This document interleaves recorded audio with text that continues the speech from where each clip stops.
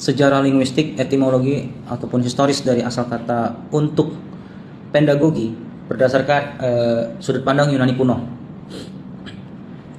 Itu diambil dari kata pedagogi, itu diambil dari kata pais yang artinya anak, dan ago yang artinya memimpin, menuntun ataupun membawa.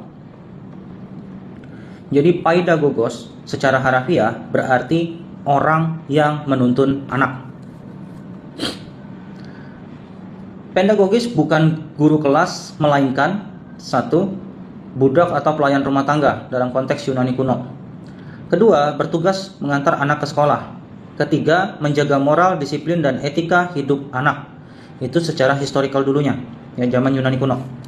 Fokusnya mengarah pada formasi karakter, bukan hanya transfer ilmu semata. Ini sangat penting karena apa? Sejak awal pedagogi bukan sekedar mengajar, melainkan membentuk manusia. Perkembangan historisnya dalam Yunani klasik, pendidikan sama dengan paideia. Tujuan membentuk manusia utuh secara Yunani klasiknya, yaitu mencakup apa saja? Intelektual, etis, estetis, dan juga politik. Tokoh yang mencetuskan hal ini adalah Plato, di mana dikatakan pendidikan jiwa menuju kebaikan, idea of the good. Kalau pandangan Aristoteles, pendidikan merupakan kebajikan melalui habituasi atau yang dikenal juga sebagai ethos. Bagaimana kalau pandangan dari Romawi? Pedagogi menjadi lebih pragmatis. Tujuan warga negara efektif dan retoris. Quintilian dalam Instituto Oratio menyatakan bahwa pendidikan karakter atau pendidikan karakter orator gitu. Jadi seorang orator itu harus dididik juga. Seorang yang berbicara di depan orang banyak itu juga harus terdidik secara karakter. Yang ketiga, abad pertengahan dari sudut pandang Kristiani. Pedagogi terintegrasi dengan teologi. Tujuan formasi manusia menurut Imago Dei dari Kejadian, ya, kitab Kejadian.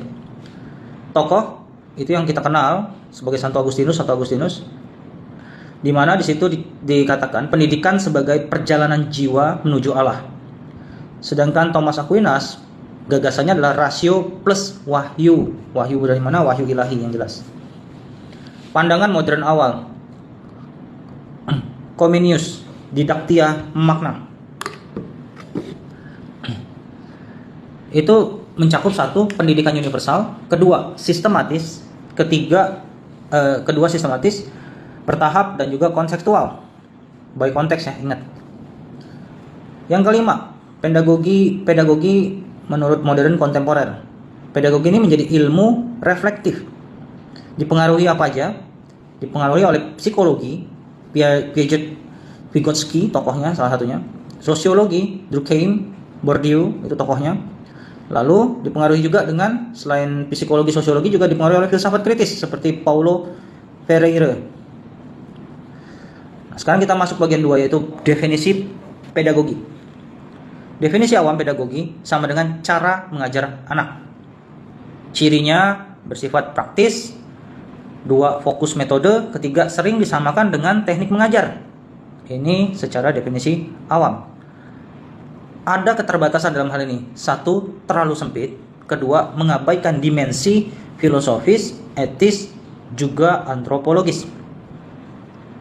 Kalau definisi secara akademiknya, pedagogi adalah ilmu dan refleksi sistematis tentang pendidikan, pembelajaran, pembentukan manusia, serta relasi antara pendidik, peserta didik, pengetahuan, nilai, dan konteks sosial budaya.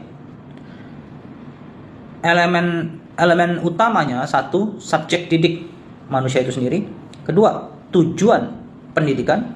Yang 3, metode dan proses. 4, nilai dan etika. Yang 5, konteks historis kultural. Jadi apa sih fungsi pedagogi dan dipakai untuk apa? Fungsi utama dari pedagogi adalah 1, fungsi formatif, membentuk karakter, membentuk nilai, dan juga membentuk moral. Lalu yang kedua, fungsi kognitifnya apa? mengembangkan kemampuan berpikir. Yang ketiga, fungsi sosial. Pedagogi fungsi sosial itu mempersiapkan individu hidup dalam masyarakat. Yang keempat, fungsi emansipatoris. Membebaskan dari kebodohan dan penindasan. Itu konsep dari Paulo Freire. Kelima, fungsi transformatif. Mengubah individu dan struktur sosial. Digunakan dalam apa aja nih pedagogi? Satu, pendidikan formal seperti sekolah, universitas, atau institusi-institusi pendidikan lainnya. Lalu yang kedua, pendidikan non formal. Seperti apa? Jadi saya non formal dianggapnya kayak non sertifikasi lah istilahnya ya. Seperti komunitas kecil, gereja, pesantren, dan lain-lain. Yang ketiga, pendidikan keluarga. Keempat, pendidikan kritis dan pastoral. Kelima, pendidikan karakter dan spiritualitas.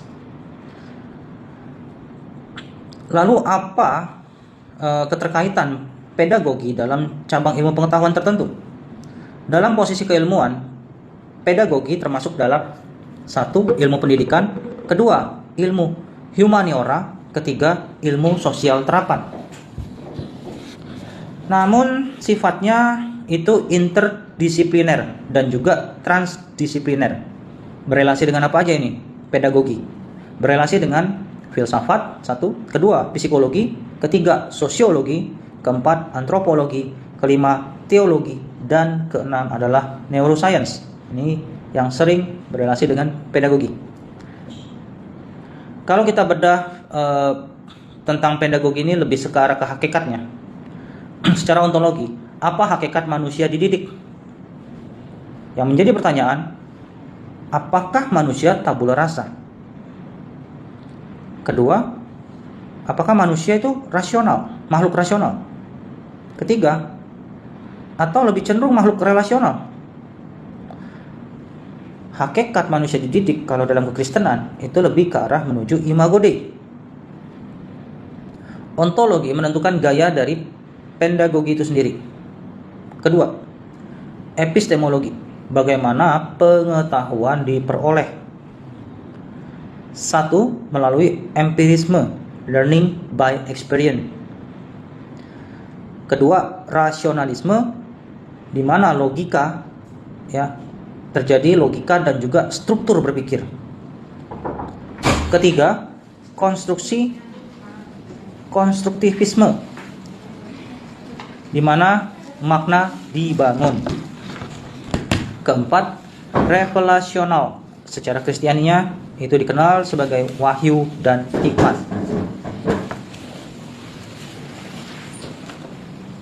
Yang ketiga, kita lihat pedagogi ternyata dari sisi aksiologinya, secara filsafatnya ya. Nilai apa yang ditanamkan? Tujuannya apa sih melakukan pedagogi ini?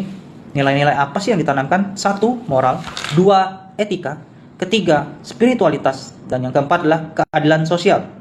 Karena tujuan ini akan menentukan bagaimana seseorang mendidik anak sehingga mencapai pada sense keadilan sosial yang membuat mereka hidup secara harmonis dalam masyarakat.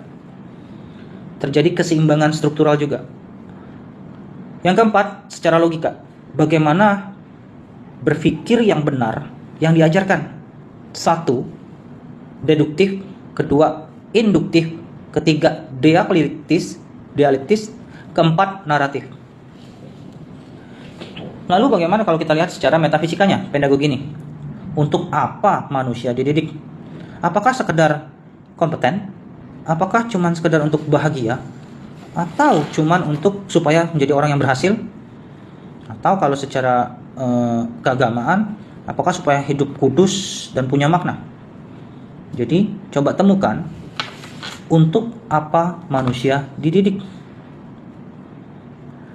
Lalu kita masuk fase ke-6, pedagogi dan hermeneutiknya. Kita akan bedah melalui berbagai sudut pandang. Secara klasik Yunani, ya, hermeneutiknya. Satu, fokus pada rasio dan logos. Yang kedua, pendidikan itu sama dengan pencarian kebenaran universal. Itu secara hermeneutik klasik Yunani. Bagaimana secara hermeneutik modernnya? Satu, pedagogi itu bersifat subjektif aktif. Kedua, konteks menentukan makna. Ketiga, pendidikan bersifat dialogis. Kalau kita bedah melalui hermeneutik kritis, itu mencakup dua hal, mengungkap relasi kuasa, dan juga yang kedua, pendidikan bisa menindas atau justru membebaskan. Contoh kalau menindas, gurunya otoriter, harus pakai cara gurunya baru benar, sehingga tidak mengizinkan ada teori-teori lain di luar pengetahuan gurunya. Nah, makanya dari sinilah pendidikan kita itu bersifat menindas atau membebaskan. Ya. Justru dengan boleh menggunakan cara di luar gurunya, asal bisa dipahami dengan empirisme yang jelas, dengan dasar-dasar konsep yang jelas, harusnya itu diperbolehkan secara hermeneutik kritisnya. Bagaimana kalau kita bedah melalui hermeneutik Ibrani? Dan di mana ini juga sangat khas dan sering dilupakan ya dalam hal ini ya. Ciri dalam hermeneutik Ibrani. Pendidikan sama dengan transmisi hidup melalui apa? Satu, narasi, kedua, ritme hidup, ketiga, perayaan, keempat, teladan. Kalau kita bedah dari Ulangan pasal 6 ayat 6 sampai dengan 7, ajarkanlah berulang-ulang ketika duduk, berjalan, berbaring, bangun. Baca sendiri ayat lengkapnya ya. Pedagogi Ibrani itu bersifat satu, holistik, kedua, relasional, ketiga, berbasis komunitas dan covenant, keempat, bukan kelas semata tetapi kehidupan. Makanya pementoran yang dilakukan di luar kelas itu juga berarti. Ya. Kalau kita lihat secara sintetis akhirnya, kita lihat secara integratifnya ya. Pedagogi bukan sekedar metode mengajar, tetapi refleksi mendalam tentang satu, siapa manusia. Kedua, untuk apa ia hidup. Ketiga, bagaimana ia dibentuk. Keempat, nilai apa yang diwariskan. Kelima, dunia seperti apa yang ingin diciptakan. Sebuah selingan. Kalau pedagogi hanya soal metode, Yesus cukup bikin PowerPoint di Bukit Zaitun. Tapi ia memilih hidup bersama murid-muridnya, turun ke dunia, hidup bersama manusia. Kesimpulan kunci, pedagogi adalah ilmu membentuk manusia secara utuh, baik secara akal, karakter, iman, dan juga tanggung jawab sosial dalam terang kebenaran dan konteks hidup yang nyata. Demikian pembahasan pedagogi pada hari ini. Tuhan Yesus memberkati.